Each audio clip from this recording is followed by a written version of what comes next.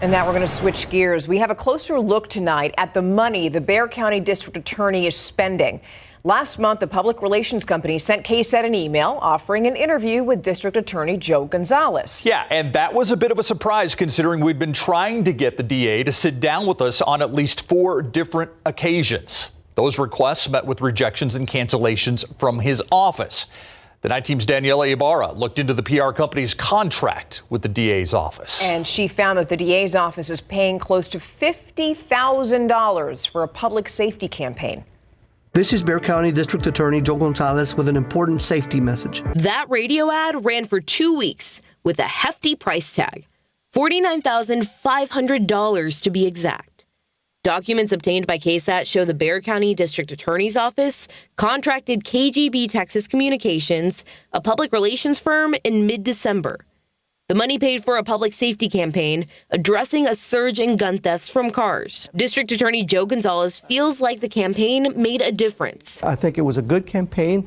We got some positive feedback. And so you said you got positive feedback from who? Oh, members in the community, employees in our office. I remember there was a lady that came up to me at an HEB and said, hey, I heard your radio spot. Good job. The contract shows KGB used the money to pay for radio and newspaper ads along with a social media campaign. We got copies of emails sent from the DA's office that show his office made the contract a priority, asking for payment approval to be rushed at least 5 times. Why did it have to be rushed? Because again, the timing of it was that I learned about it in early December. By the time we did the research to determine the funding source and that this was an appropriate use of that fund, that we were right before Christmas. The money for the campaign was taken from the asset forfeiture funds. The DA's office says that money comes from cases that have resulted in a conviction. That money, a lot of times we're talking about cash that is seized in connection with drug investigations. Gonzalez's spokesperson told us the DA can use the money for law enforcement purposes as he sees fit.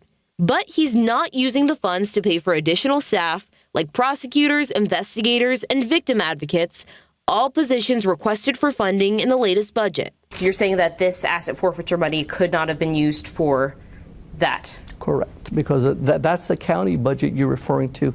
Remember, this is federal asset forfeiture money.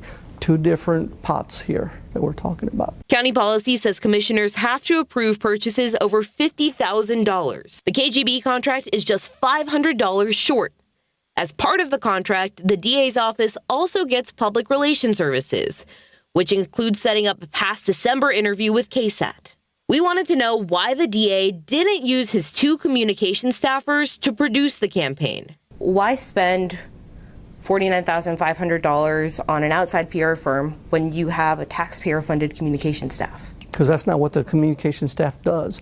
What we have are basically employees that are public information officers that deal with you and people in your station and other stations on a daily basis to respond to your inquiries, that prepare press releases, that organize press conferences. We know through public records that one of the DA's communication staffers makes over $104,000. One of the DA's critics is Arif Panju.